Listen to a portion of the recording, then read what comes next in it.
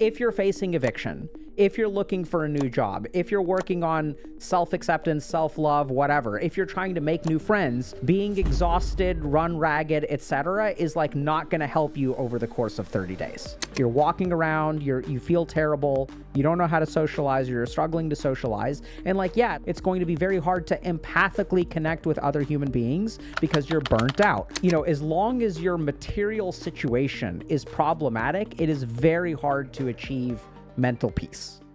Hello, Dr. K. I have a question about feeling accomplished at the end of a long day. I am currently trying to find a steady source of income until my employer puts me back to work. My bills are coming up and I face eviction. I can only control what I can control, and yet I still feel extremely disappointed in myself and like a constant failure. I have carried this self-hatred in me for a very long time, and I also feel like I will never be good enough for myself nor anyone else. It has gotten so bad that I no longer feel comfortable inside my own house, and I either ride my bike or walk around aimlessly until nightfall. I can only describe this as hell on earth for me. Is there any general life advice you can give me about making money or meeting new people would be beyond appreciated? Yeah, so this is like, first thing is like, this is brutal, man. So, you know, this person is describing living in what they describe as hell on earth, and you know, I think there's so many things going on here. I think it's a great voicemail because it highlights like how many dimensions are involved when our life becomes, as he puts it, hell on earth, right? So the first thing is, I think this is like something that we, generally speaking, grossly underestimate in the field of psychiatry. Just how bad how someone's mental state is influenced by their circumstances. So generally speaking, I'm a pretty lucky guy. I've had things go my way most of the time, but I have had some rough patches in life. And one of the things that I still remember, I was, when I was about to start medical school, I had talked to some people who were like also starting in the class. And they had sort of found a place, and I had sort of found roommates, like two other first-year medical students, and sort of like, you know, they felt really confident and they sent pictures and things like that. And I was like, you know, I'm glad you guys found a place. I don't want to sign a lease until like I've seen the place. So I went to go see the place, and I noticed that there was something really weird, which is that there's like there were 3 bedrooms, and one of them was tiny, and the other 2 were like pretty big. And so I was like kind of confused about the rent split and things like that. So like things just sort of didn't work out. We weren't able to come to an equitable solution. And I'm starting med school in like 3 days, and then suddenly I don't have a place to live. And I remember like not being able to eat, also wandering around. Like anytime I would eat food, I would feel incredibly nauseous. Here I am, like this is my shot. Like I finally made it in med school. I'm like working really hard, and like I don't have a place to live. And the thing that I really learned there was just physiologically, like all of the yogic training and all that stuff kind of went out the window when your physiology is running ragged. So my cortisol level was through the roof. I was unable to eat. I was unable to sleep. I was like incredibly restless.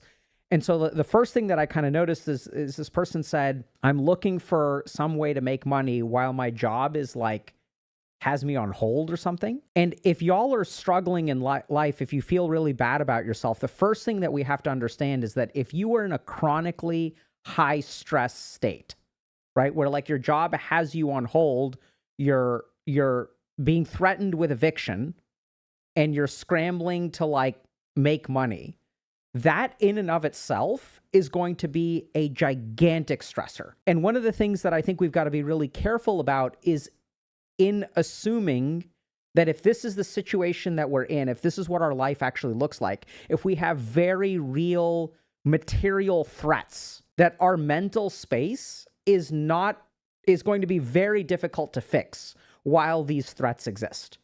And that's just because of the effect of those threats on our brain and our body. Motivation comes and goes, but sometimes it isn't about pushing harder, it's about finding the right support.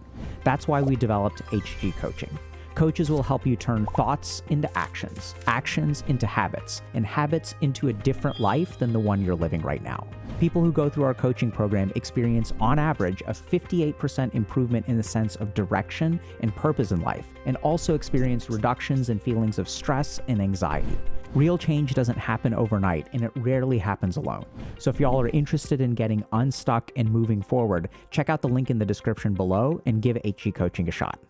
So when we have a high level of cortisol in our system, when we have sympathetic nervous system activity, it does the following things. The first thing that it does is activates our reticular activating formation. This is a little part of our brain right in the brain stem. This part of our brain governs wakefulness. So this is the part of our brain when it turns on, it wakes us up, right? So when you're asleep and then when you wake up, like, something in your brain is telling you like, hey, it's time to wake up. So cortisol hyperactivates the reticular activating formation, which means that sleeping is difficult. So sleeping is difficult. The second thing that it's going to be doing is messing with your blood sugar. It's going to be causing you to release a bunch of like glucose into your bloodstream in preparation for kind of this fight or flight response, which can also explain why like we walk around so much, because we feel incredibly restless. And the problem with these stress states is that they're designed to help us sacrifice long-term health for immediate survival, right? So why does our brain keep us from sleeping? It's because when these systems evolved, we were trying to avoid tigers in the jungle or being eaten by lions or hyenas or whatever, right? So what the body sort of says is that it's really important for you to not sleep over the next 24 hours or sleep very lightly, don't get restful sleep, so that we don't get eaten in our sleep. The problem is the problems we deal with in today's world are long-term, they're chronic, right? So if you're facing eviction means that the threat persists for like 30 days. And then we run into a really interesting problem, which is that since we're facing this threat for 30 days, our body gets run ragged. And as our body gets run ragged, our capacity to deal with our problems becomes impaired. Because if you're facing eviction, if you're looking for a new job, if you're working on self-acceptance, self-love, whatever, if you're trying to make new friends, being exhausted, run ragged, etc., is like not going to help you over the course of 30 days. So this is where like the first thing that I got to say is that, as long as your material situation is problematic, it is very hard to achieve mental peace, mental healing, mental growth, however you want to put it. And this is where, you're kind of saying, okay, like my job has me on hold. Like this kind of stuff really scares me. So on the one hand, I have no idea what your situation is. I have no idea what your opportunities are. But I think a lot of young people get trapped in a work situation which they feel like they can't get out of, and they're at the mercy of their job. And so the first thing that I would consider is like, you're looking for some way to make ends meet until your job kicks in. But I would also start looking for another job, right? So as long as like material stuff, if you don't have a roof over your head, mental health is very hard to achieve. And there's a really great study that sort of talks about this. There was a program in New York called Housing First. And what used to happen is that if you had some form of addiction, you had to be sober in order to get public housing, right? So if you wanted like the state to give you a place to live, like you have to pass drug tests. The problem is that without having a place to live, it's really hard to get sober. Without having a place to live, when you apply for a job and there's this really simple part of the application, name, address. When you don't have an address for correspondence, it's really hard to get a job. When you're sleeping on the streets, it's really hard to resist some degree of comfort through substance use, right? So this was kind of like this really interesting, like kind of perspective, which is you have to be sober first. And if you can become sober, if you deserve it, then we'll give you housing.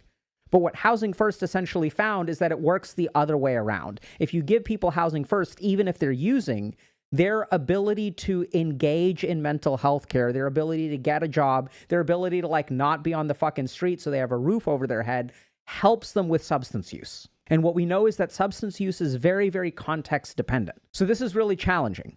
And the first thing that I would say is we have a lot of resources through the Healthy Gamer community around career-related stuff. We've got an awesome career coaching program, which is probably the most stable, consistent, and successfully growing part of the services we offer at HG. Started pretty small, maybe about 50 spots, and like it's gradually grown. People find immense value out of it. That may not be something that's accessible to you right now if you're between jobs and facing eviction, but that's why we also have a lot of like free resources, videos, things like that about getting a job, etc. But I think don't mistake fixing the external things in your life.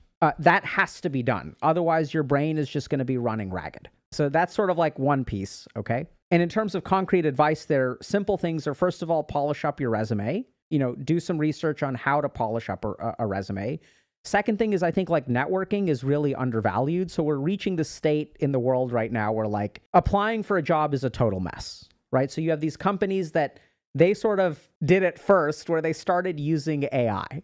So like they started using AI and they started using like these mega websites like Indeed and Monster.com or whatever, right? So like you had all these employers that are like filtering thousands of applications. And now employers are really upset because the people who are applying for jobs are also using AI. So you have some like automatically generated email where they ask you to upload, you submit your resume, and then they have like 15 pages where they want you to manually input your resume. So in a world like this, employers are really unsatisfied, employees are really unsatisfied, and that's why I think networking becomes really, really important, right? So go to job fairs, go to events or professional events of things that you're interested in. Go to conferences, meet people, grab business cards, introduce yourself to all the people at booths. Like go to all these booths and just ask people, hey, are y'all hiring? Are y'all looking for someone who's, or are y'all hiring? Just ask.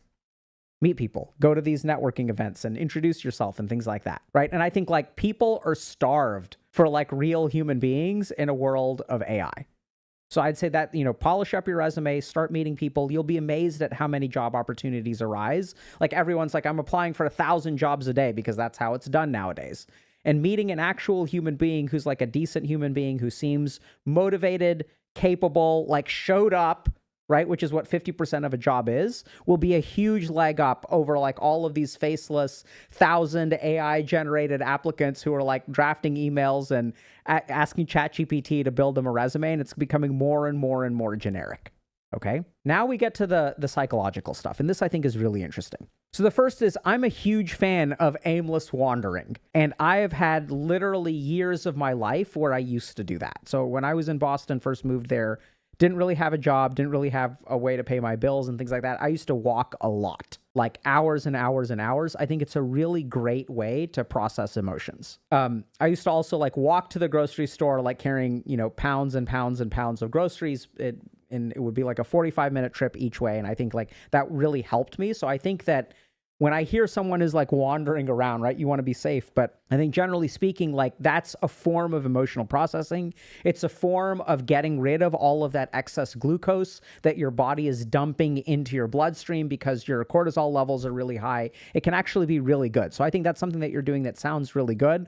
For those of y'all that feel stuck, I think walking is a great option. Now, the last thing that we have to really talk about is you say that you have to walk and, you're wandering around because you hate being at home. And this is where I think there's a really important bit of work. So, and that's like, what is it that you experience when you're at home? What is it that you're actually literally walking away from, running away from, biking away from?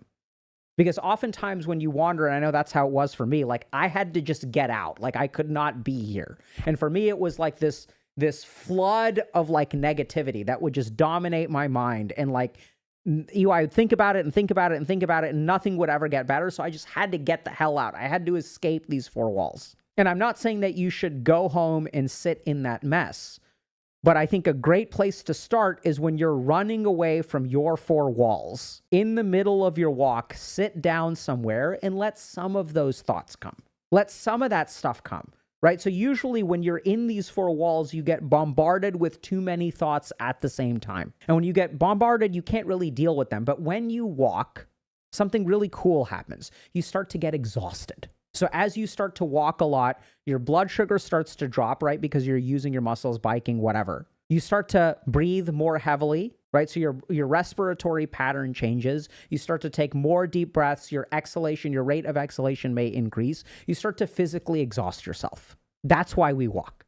Because when we're physically exhausted, we become mentally calm, right? So then if you sit down, you'll notice that there is a dullness to your mind. But that dullness is amazing. Rather than having hyperactive thoughts that are like looping, now that you're exhausted, now that you've walked, your parasympathetic nervous system kicks in. You're running out of blood glucose, right? So then you're starting to calm down, sit on a park bench somewhere, and let whatever thoughts come, let them come. And just try to pick one or two things to work on, right? You may notice that something floats to the surface because while you're walking, your brain is doing a ton of processing. And this is where whatever floats to the surface, there's one really critical mistake that a lot of people make, which is that when problems arise in their mind, they view them abstractly, okay? So this is a great paper on rumination. And if you look at people who get stuck in their own heads, right? This is rumination. They use an abstract processing style for their thoughts. And this is a huge problem. So if you're someone who ruminates, who gets one problem stuck in your head, and you can't solve it no matter, you have a bunch of useless thinking about it. You can't stop thinking about it. You're thinking, but it never gets better. One of the reasons it never gets better is because the way that you view things is abstract. Okay? There is now extensive evidence that there are different processing styles during rumination, each with distinct helpful versus unhelpful consequences. The processing style characteristic of the phenomenology of depressive rumination, especially the most pathological brooding style, is abstract and analytical. I want y'all to understand what this means. If you are abstract and analytical, it will cause problems for your mental health, okay?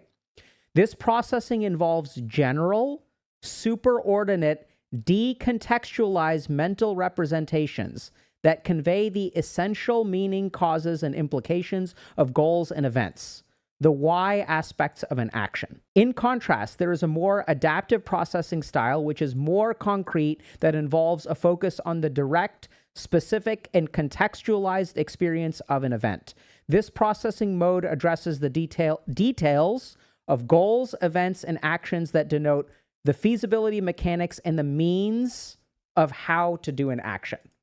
Now, I know that that's a lot of different information, so let's explain what that means. Some of us are abstract thinkers. And what we know is if you study people who ruminate, who think over and over and over again, what we find is the ones who think abstractly when they ruminate run into all kinds of problems. These are people who generalize things way too much. They also decontextualize things. So they form meta-level conclusions, usually about themselves, that are independent of context. I'm a loser. All women are bitches, right? Now that I've never dated anyone, I'm never going to be able to date anyone. These are general, superordinate, abstract meta constructs. I'm screwed. I'm a loser. They're not contextual. It's not that I lost in this situation because of these 3 or 4 different things, and then I lost in this other situation because of these 3 or 4 different things, or like they remove all context. They remove all concrete information, and they focus on why, right? Why is the world this way? Why am I alone? Why? And they think in big picture, oh yeah, like there's like all of the elites are now ruining everything in the world, and I'm not an elite, and there's the elites and I'm a pleb, and like they think in these ways. And it's not that that stuff isn't true. Let me be very clear about this. This is not about whether that is true or not true. It is about whether it is useful or not useful. And there's research on this, right? The research on rumination shows that people who brood and think in an overly abstract way, this is not actionable.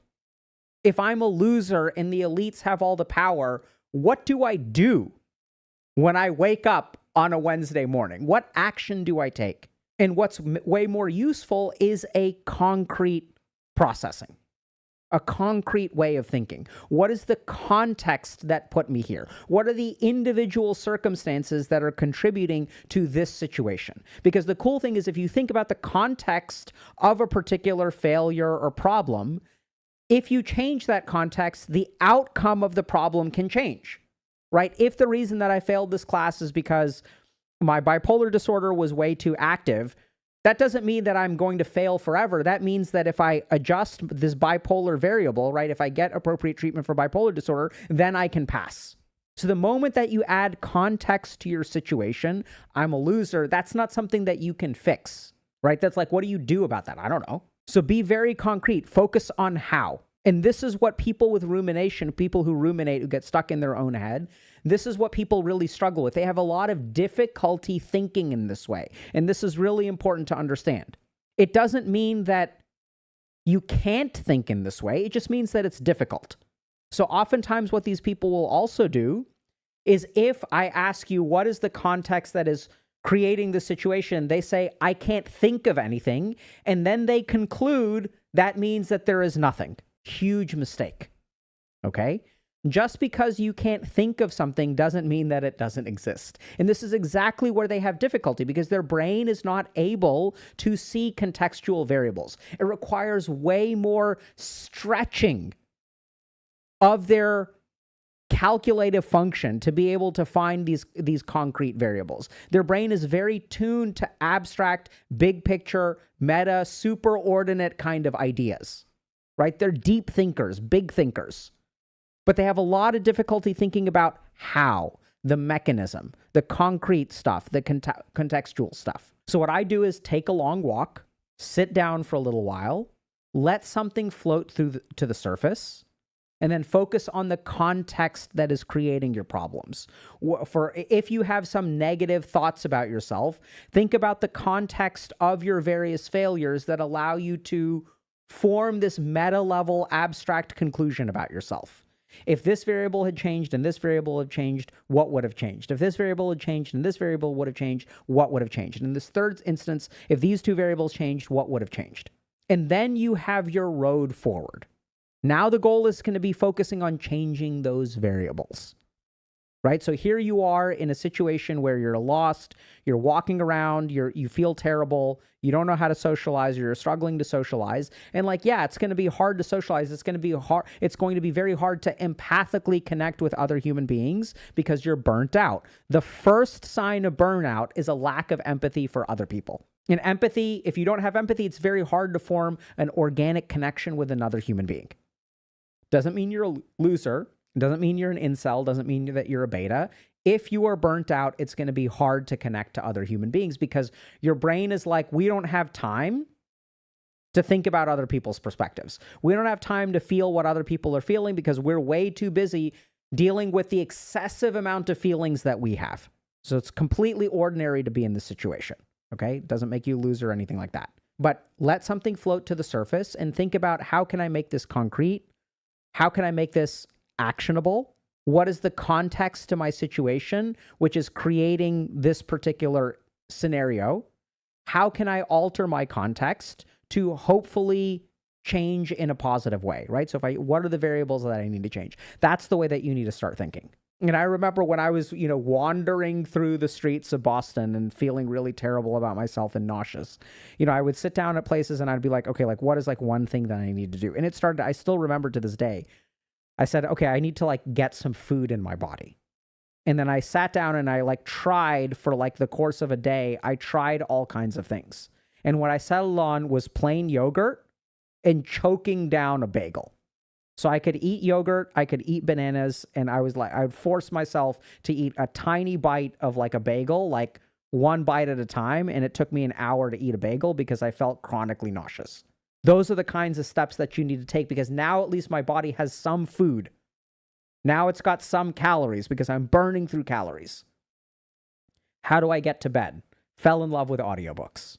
Right? So I'm going to listen to an audiobook and I'm going to lay down and it'll help distract myself. Eventually I'll fall asleep and it's I like reading anyway. So let me just go ahead and do that. So it's really concrete actions to start to turn your life around. And I think it's incredibly hard to be in this situation. I think it's tragic that so many human beings are in the situation that this person described. People are just getting screwed. They're getting ground down. And hopefully this helps. Hey y'all, hope you enjoyed today's video. We talk about a bunch of topics like this on the channel, so be sure to subscribe for more. If you're already subscribed, GG, and we'll see you in chat.